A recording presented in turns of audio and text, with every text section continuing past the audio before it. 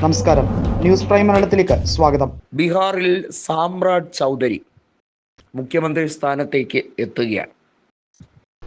നിതീഷ് കുമാർ എന്ന അതികായനായ രാഷ്ട്രീയ നേതാവ് മുഖ്യമന്ത്രി പദത്തിൽ നിന്നും പടിയിറങ്ങി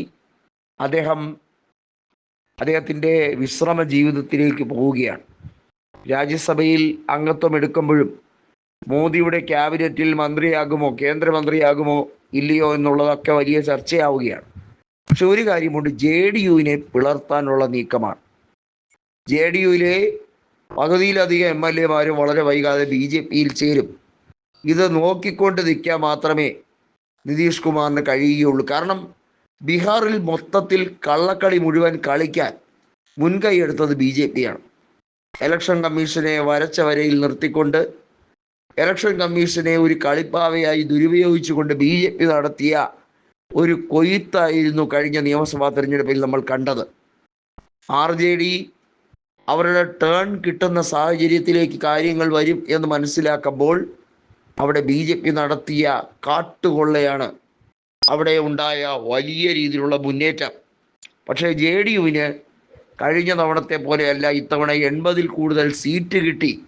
എന്നാൽ അതിലും ഐക്യജനതാദളിന് കൃത്യമായി അറിയാം തങ്ങളുടെ MLA-മാരെ സൃഷ്ടിച്ചെടുത്തതിൽ BJP നേതാക്കൾ എന്തൊക്കെയാണ് ചെയ്തത്. നിതീഷിന് ഇപ്പോൾ പരാതിയോ പരിഭവമില്ല. കാരണം സഖ്യകക്ഷികളെ പരമാവധി ഒതുക്കുകയോ തളർത്തുകയോ അവരുമായി വിലപേശൽ നടത്തി ഒരു ഡീലിലേക്ക് എത്തുകയോ ചെയ്യുന്നതാണ് വിവിധ സംസ്ഥാനങ്ങളിൽ BJP നേതാക്കൾ സ്ഥിരമായി നടത്തിയിട്ടുള്ളത്. മഹാരാഷ്ട്രയിൽ ഫട്നാവിസാണ് അവിടെ മുഖ്യമന്ത്രി. ബീഹാറിലും അതുപോലെ BJP-യുടെ ഒരു നേതാവ് വേണം എന്നതായിരുന്നു അവരുടെ ആഗ്രഹം. വർഷങ്ങളായി BJP-ക്ക് ഒരു മുഖ്യമന്ത്രി ബീഹാറിൽ ഇല്ല എന്നുള്ളത് അവരെ വല്ലാതെ അലോസരപ്പെടുത്തിയ കാഴ്ചയാണ്. ഇപ്പോൾ അതിന് മാറ്റമുണ്ടായിരിക്കുന്നു. ബീഹാറും BJP-യുടെ കയ്യിലായിരിക്കുന്നു. സമ്പൂർണമായി ബീഹാറിൻ്റെ രാഷ്ട്രീയപരമായ ഭൂപടത്തിൽ ഇനി BJP-യുടെ സുവർണ കാലഘട്ടമാണ് എന്നൊക്കെ പറയുന്ന ഒരു രീതിയിലേക്ക് കൊണ്ടുവരാൻ ശ്രമിക്കുകയാണ്. അവിടെയാണ് കൃത്യമായി വോട്ട് ചോരി, മറ്റ് വിഷയങ്ങൾ, ന്യൂനപക്ഷങ്ങളുടെ ഏകീകരണം, ഇതൊക്കെ ചർച്ചാ വിഷയമായി മാറുന്നത്. നമുക്ക് BJP-യുടെ വളഞ്ഞ വഴിയിലുള്ള കള്ളക്കളി ജനങ്ങൾ മനസ്സിലാക്കി കഴിഞ്ഞിരിക്കുകയാണ്. JDU-വിൽ നിന്ന് തന്നെ നിരവധിയായ MLA-മാർ RJD-യിലേക്ക് എത്താനുള്ള സാധ്യതയാണ് കാണുന്നത്. അതായത് JDU രണ്ടായി പിളരും. BJP-യിലേക്ക് പോകുന്നവരും RJD-യിലേക്ക് പോകുന്നവരും. ആ പാർട്ടി നാമാവിശേഷമാകാൻ പോവുകയാണ്. ജയപ്രകാശ് നാരായണൻ്റെ പിന്തുടർച്ചക്കാരായിട്ട് പിൻഗാമികളായി അറിയപ്പെട്ടിരുന്ന നേതാക്കളായിരുന്നല്ലോ നിതീഷ് കുമാറും ലാലു പ്രസാദ് യാദവും.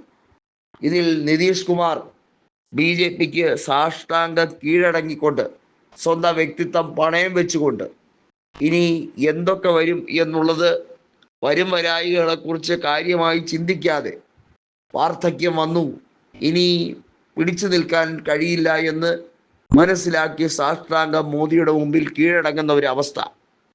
ഇവിടെയാണ് നിതീഷ് കുമാറിൻ്റെ ഏറ്റവും വലിയ ദയനീയ പരാജയം. ലലൻ സിംഗ് അടക്കമുള്ളവർ നോക്കി നിൽക്കുകയാണ്.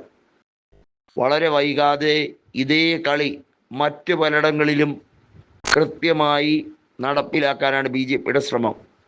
സഖ്യം നിന്നുകൊണ്ടിരുന്ന പല സംസ്ഥാനങ്ങളും എങ്ങനെ BJP പോക്കറ്റിലാക്കി എന്നുള്ളതിൻ്റെ നേർരേഖ കൂടിയാണിത്.